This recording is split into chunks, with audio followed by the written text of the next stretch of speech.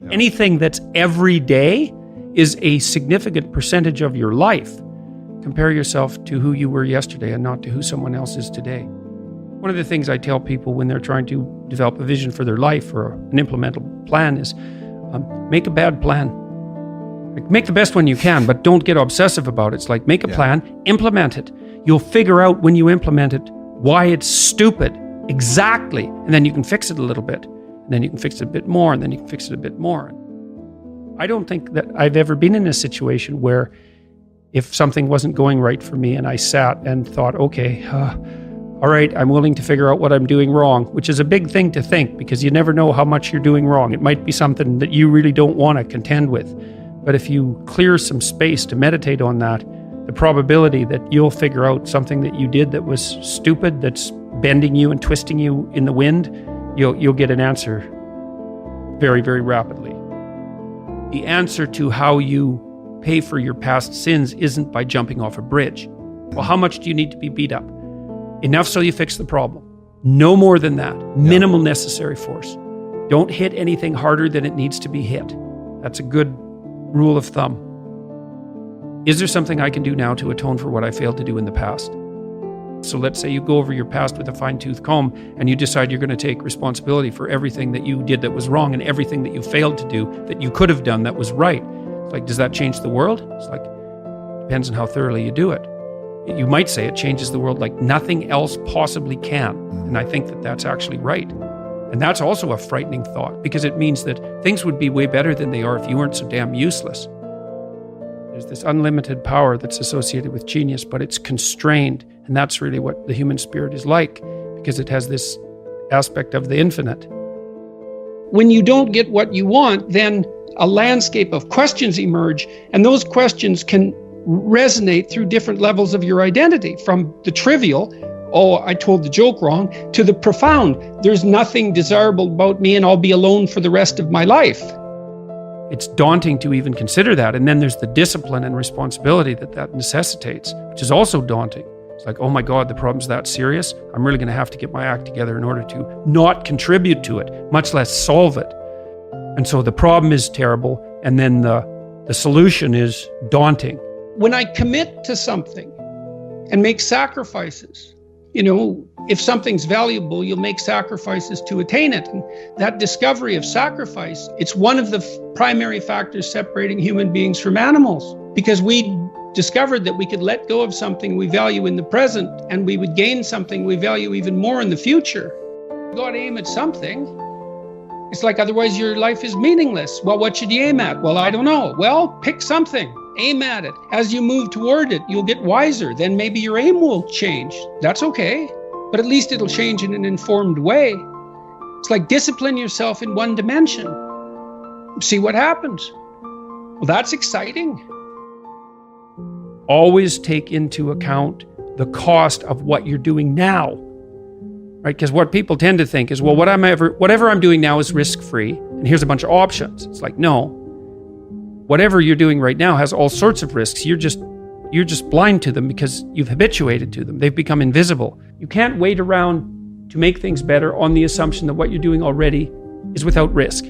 So when people come to see me clinically, for example, and maybe I'm helping them figure out what to do with their career. So they say, well, I think I might need to change jobs. It's like, okay, what's stopping you? Well, there's lots of things, right? Well, I have a job. That's something. It offers me some security. My CV isn't up to date. People don't like updating their CVs. It's partly because it's hard, but also because they're not very proud of it. So then updating your CV turns into sort of updating your life, and that's a complicated thing. And then maybe you don't like being interviewed, because most people don't, and maybe you don't like being judged. And maybe you don't like the fact that if you look for another job, there'll be 50 rejections for every one acceptance. It's like there's a whole plethora of terrible things you have to encounter if you want to change jobs. So you think, well, I'm not going to do that. The risk is too high. It's like, fair enough. What's the risk of doing what you're doing? And that's easy. You don't like it? Guaranteed suffering. Yeah. Well, yeah, and accelerating suffering. Because let's say you're 35 now and you don't change your job. Well, you'll be 40 so fast you can't even believe it. It'll just happen. Like, it'll take 5 years, but it happens overnight in the same way. And if you haven't changed, then you'll be the same except worse. So that's the alternative.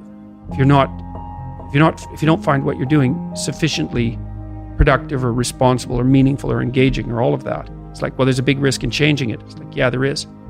In our phenomenological landscape, so that's the world as we experience it, complete with emotions and motivations and dreams. And so the full range of human experience, including the subjective and the objective, let's say, can broadly be broken into two domains. And one is the domain of things that are beyond our grasp and reach, and that's the unknown. The unknown emerges. When the unknown emerges, you tend to experience anxiety. And then there's the known, and I define the known very specifically and very carefully. The known is the place you are when what you're doing produces the results you want. And I say want because that brings motivation and emotion into the game. So you're motivated to pursue something. You pursue it, and what you want happens. Not only do you get what you want, but you get validation for the structure that governs your perceptions and your actions.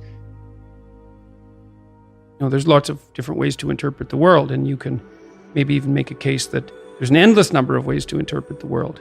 And the problem with that is that it kind of disorients you in terms of what you should be doing. But just because there's a very large number of ways to interpret the world doesn't mean there's a very large number of productive, meaningful, and sustainable ways to interpret the world. And one of the things you do have to do is figure out how you can conduct yourself today so that you don't upset the apple cart in a week or a month or a year, right? Because you're playing an iterating game. One of the things I often tell my clients, and this is a really useful thing to know too, there's a lot of emphasis in the New Testament, especially in the Sermon on the Mount, on paying attention to the day. The thing that's so interesting about the day is like a page in a book. Of course, there's many pages in a book, but the page repeats. And so I had one client who was spending about 45 minutes a night fighting with his young son about when to go to bed. And so, they weren't having a pleasant time of it because it was just a constant battle. And so we did some arithmetic. It's like, okay, 40 minutes a day. So that's 280 minutes a week. So that's, let's say, 5 hours. It's 20 hours a month, or it's 240 hours in a year. That's 6 work weeks. That's a month and a half. You're spending a month and a half of work weeks doing nothing but fighting with your son. What makes you think you're going to like him? Right? Well, and you think, well, it's only 40 minutes a day. It's like, don't fool yourself. You're awake, let's say 16 hours. 5 of those hours are basically maintenance. So you got about 11, and then 7 of those are work. So now you're down to 4.